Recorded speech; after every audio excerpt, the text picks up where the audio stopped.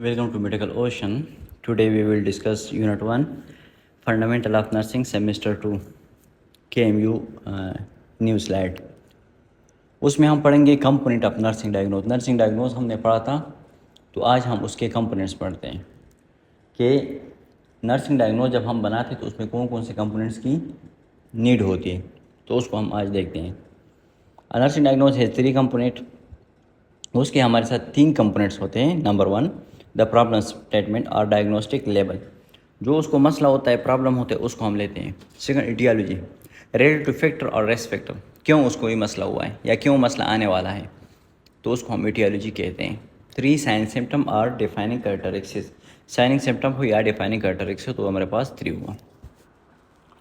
अब problem statement diagnostic level आपके पास क्या है?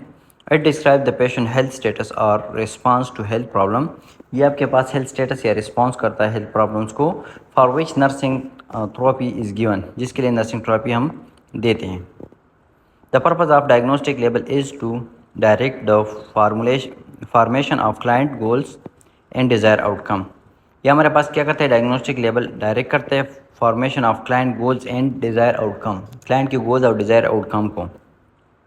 It may also suggest some nursing intervention, ये हमें कुछ नर्सिंग इंटरवेंशन भी सजेस्ट करते हैं। फॉर एग्जांपल क्या है? डेफिसिट नॉलेज मेडिकेशन और deficit knowledge dietary adjustment similar to activity intolerance और कंस्टिपेशन। एक्टिविटी टॉलरेंस हो या कंस्टिपेशन हो, उसके लिए ये सिमिलर है आपके पास। तो डेफिसिट नॉलेज उसके क्यों है कि मेडिकेशन की नॉलेज उसके पास नहीं है, या डेफिसिट नॉलेज रिगार्डिंग उसका डाइटरी एडजस्टमेंट उसके हिसाब से, तो ये आपके पास क्या प्रॉब्लम है, मसला है कि उसके पास नॉलेज नहीं है।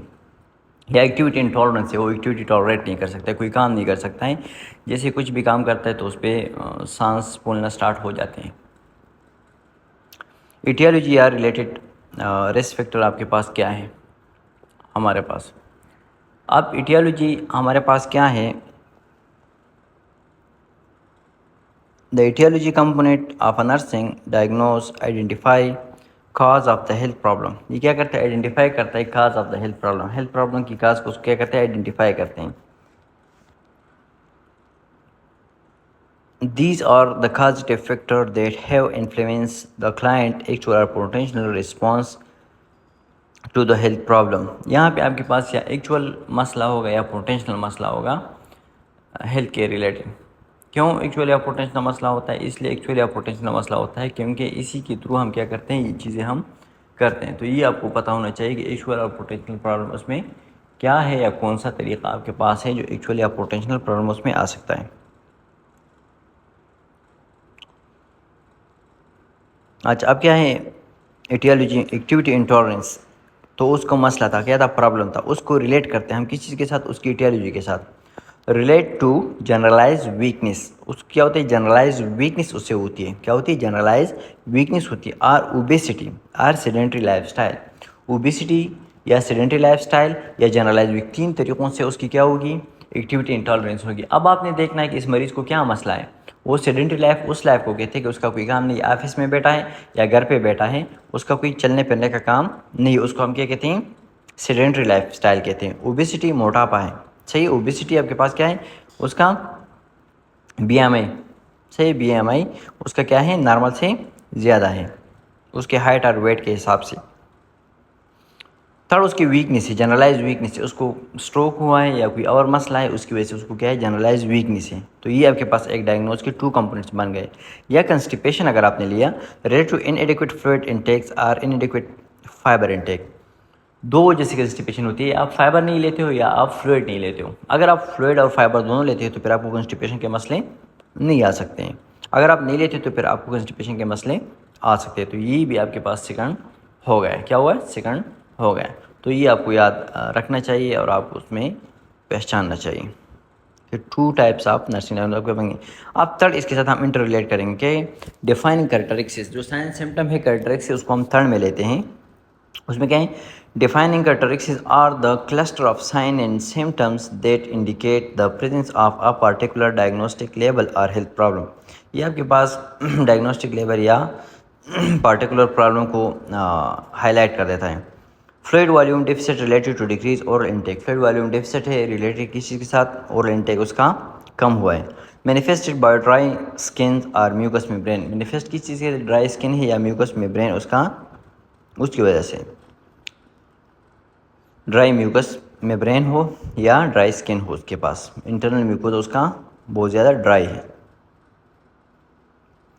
डायग्नोस्टिक प्रोसेस आपके पास क्या है, डायग्नोस्टिक प्रोसेस है 3 स्टेप आपके पास। फर्स्ट आपने एनालाइज करना है डेटा, कौन सा डेटा को आपने एनालाइज करना है, जो डेटा हमने मरीज से लिया उस डेटा को आपने क्या करना है, एनालाइज करना है। फिर identify health problem, risk and strength, आपने फिर आइडेंटिफाई करना है health problem, health and strength को आपने आइडेंटिफाई करना है। थर्ड पे आपने क्या करना है, फार्मूलेटिंग डायग्नोस्टिक स्टेटमेंट, डायग्नोस्टिक स्टेटमेंट को आपने क्या करना है, फार्मूलेट करना है। फिर फार्मूलेटिंग डायग्नोस्टिक स्टेटमेंट में क्या है आपके पास आता है, मोस्टली नर्सिंग डायग्नोज और return as 2 part of 3 part statement. ये आपके पास 2 पार्ट या 3 पार्ट स्टेटमेंट में आपके पास नर्सिंग डायग्नोज लिखे जाते हैं, जिस तरह मैंने आपको कहा। अब 2 स्टेटमेंट में क्या है, इन 3 स्टेटमेंट में क्या है, 2 स्टेटमेंट में आपके पास क्या है, प्रॉब्लम इन एटियोलॉजी होगी, साइन सिम्टम इसमें नहीं होंगे। वाइल 3 स्टेप में आपके पास problem, etiology and sign symptom तीनों होंगे। जो let's see 2 step diagnose, problem in etiology format इसको हम कहते हैं। Problem statement of a patient response, जो पेशेंट का रिस्पांस उसको हम क्या कहते हैं, प्रॉब्लम। कंस्टिपेशन आपके पास प्रॉब्लम हुआ, सही। फ्लूइड इनटेक, एक्टिविटी इंटॉलरेंस, ये आपके पास क्या हुआ, प्रॉब्लम हुआ। एटियोलॉजी फैक्टर कंट्रीब्यूट और प्रॉब्लम कॉज, किस वजह से ये प्रॉब्लम मसला बना है, फ्लूइड इनटेक की कम करने की वजह से आपको उसको कंस्टिपेशन बनाया हुआ है, या फाइबर इनटेक उसने कम लिया था उसको कंस्टिपेशन हुआ है, तो उसको हम क्या कहते हैं, एटियोलॉजी कहते हैं।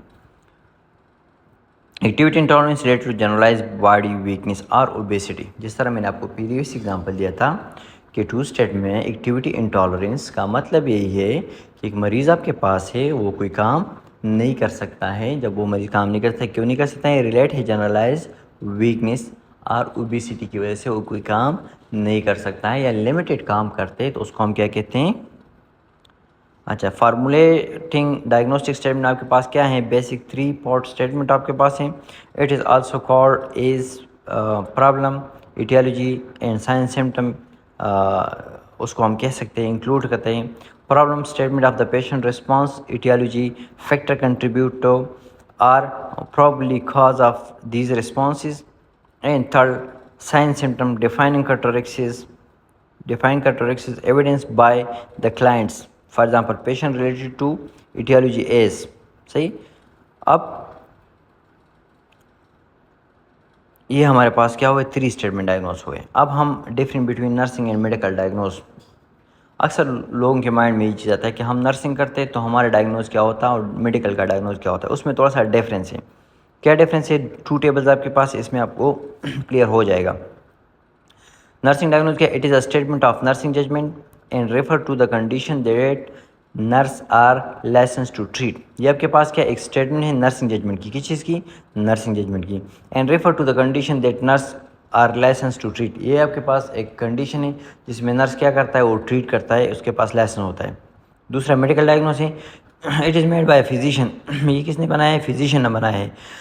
And refer to a condition that only a physician can treat, ये आपके पास फिजिशियन ने बनाया है, जस्ट फिजिशियन उसको फिर ट्रीट भी कर सकते हैं। It is a statement of medical judgement, ये आपके पास स्टेटमेंट ऑफ मेडिकल जजमेंट है, और जो नर्सिंग वाला है उसमें आपके पास नर्सिंग जजमेंट है। It is a statement of nursing judgement while medical is a statement of medical judgement. Third आपके पास क्या है, उसमें differentiation, it describe the patient physical, psychological, social, spiritual response of illness and health problem. इसमें मरीज़ के सब चीज़ें हम देखते हैं, first physically, socially, psychologically, spiritually, illness and health problems, चीज़ें हम देखते हैं। लेकिन जो आपके पास मेडिकल डायग्नोस है वो डिजीज़ प्रोसेस के साथ है, जो उसकी पैथोफिजियोलॉजी है वो जस्ट वही देखते हैं। इसलिए नर्स को बैकबोन ऑफ द हॉस्पिटल कहते हैं। अगर आपका बैकबोन ठीक है तो आप उठ सकते हो, खड़े हो सकते हो, चल सकते हो। अगर आपका बैकबोन ठीक नहीं तो आप ना खड़े हो सकते हो ना चल सकते हो।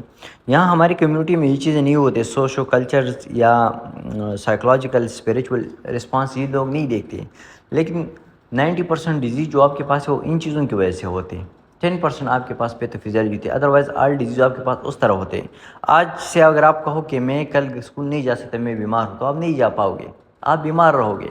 अगर आप बीमार भी हो, आप कहो कि नहीं मैं ठीक हूँ, मैं कल जाऊँगा, तो आप जाओगे।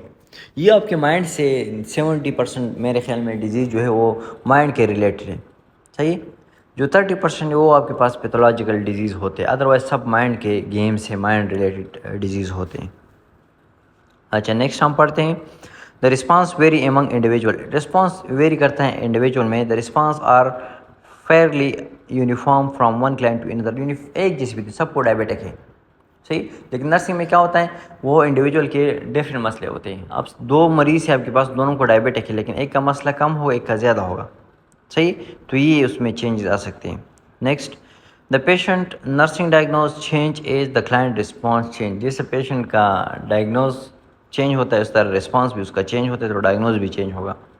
मरीज़ ठीक होने की तरफ आएगा तो उसका रिस्पॉन्स भी क्या होगा, ठीक होने की तरफ जाएगा। So this is the second point. Tepid sponging for fever, जिस तरह हम करते हैं टेस्ट स्पंजिंग फॉर फीवर करते हैं।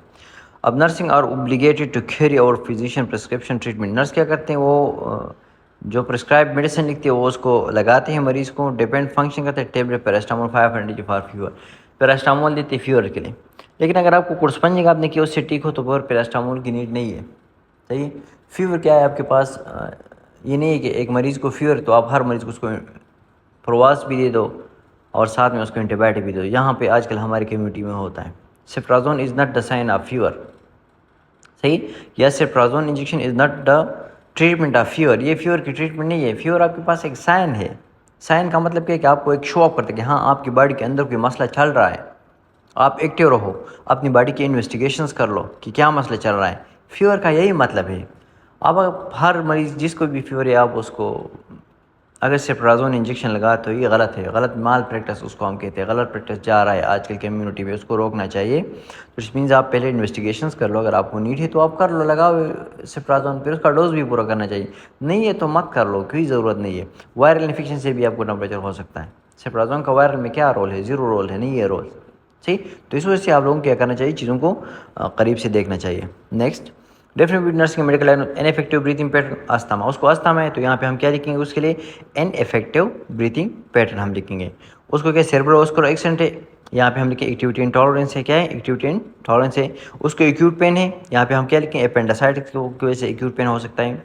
या उसको इम्पोर्टेशन से डिस्टर्ब बॉडी इमेज, उसका बॉडी इमेज डिस्टर्ब। इम्पोर्टेशन का मतलब क्या है जी, हाँ वेरी गुड। इम्पुटेशन का मतलब ये है कि आपसे हाथ हम काटते हैं, पाँव काटते हैं, कोई भी आपका बॉडी का जो पार्ट है उसको हम काटते हैं तो उसको हम क्या कहते हैं, इम्पुटेशंस कहते हैं, सही।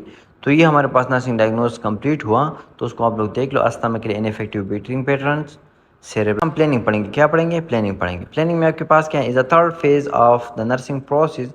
ये आपके पास नर्सिंग प्रोसेस के थर्ड फेज है। In which the nurse and client develop client goals. इसमें क्या करते हैं, क्लाइंट गोल डेवलप करते हैं।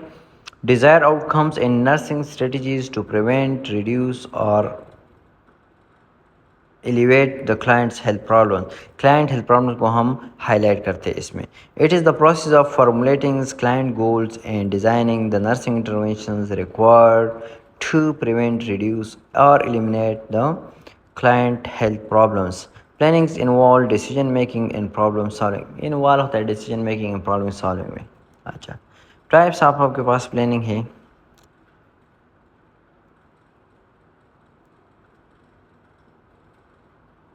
अच्छा, ये फिर हम होपफुली नेक्स्ट में पढ़ लें।